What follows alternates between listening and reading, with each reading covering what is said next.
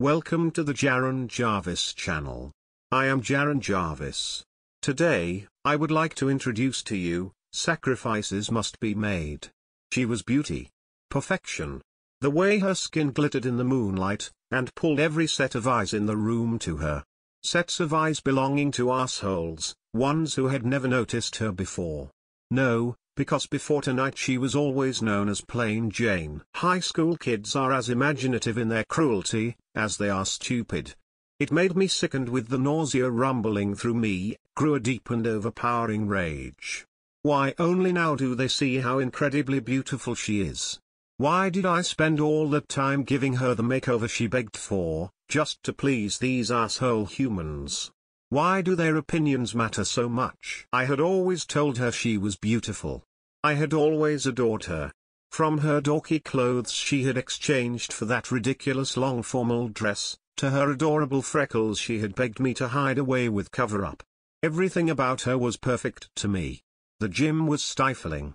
I knew this was a shitty place to hold the end-of-year formal, but the gyrating idiotic teenagers around me didn't seem to care. They were all too focused on the things apparently most important to teenagers, getting drunk and locking down a mate for their fumbling, grotesque attempts at losing their virginity.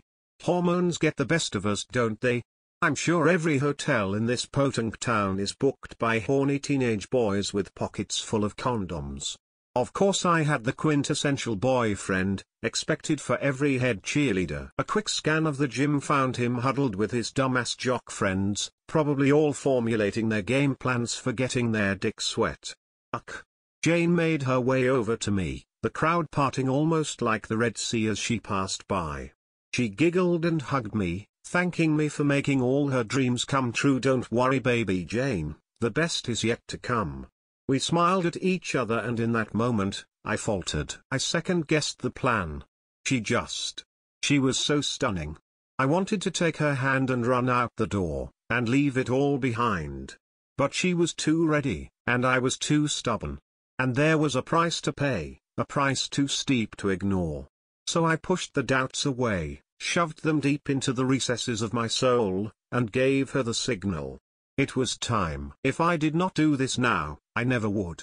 We walked to the middle of the room, and laced our arms around each other's bodies. Slowly, we began to dance. Foreheads touching, lips grazing each other's. I could have kissed her and let myself down in her sweet breath. I held her body close to mine and traced my fingers down her back until they rested just above her beautiful, curvy ass. And one by one, every other person in the room did the same. Falling into place around us. Girls we knew were straight began air fucking other girls. Guys with guys. Girls and guys. They lost all control. The energy in the room became almost unbearable. God, I wanted her in that moment, and the glitter in her eyes told me she felt the same. And so, I kissed her. With all of the lust and craving I possessed, I kissed her hard. And all the other pairings around us did the same. These assholes, these slaves to our power, couldn't control themselves.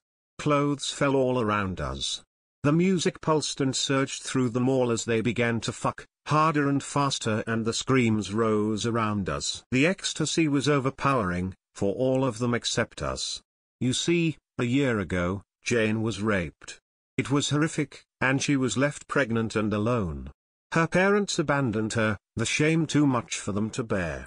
But my family took her in. My amazing mother, who to the public seemed like a simple receptionist. But to the knowing, she was a priestess of a love god. And the god demanded a sacrifice. After all, he cleaned up a mess for us. Funny how Jane's rapist, and her parents, disappeared in the same week. Funny, how Jane suddenly looked so goddamn delicious to all those around her.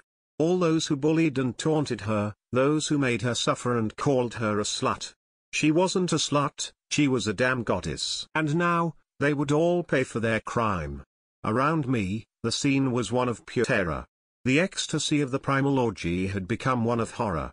Blood covered the dingy gym, as all the males fell down, screaming in pain as their dicks exploded from their bodies. The girls were all trying to grab their clothes and run away, slipping and sliding in the blood. Of course they weren't harmed. They couldn't be, they were protected. For the next 9 months at least. After all, the goddess requires her sacrifice. Jane took my hand, smiling. The price had been paid and her joy was barely contained. Come on beautiful, let's go home. I want to show you just how much I love you.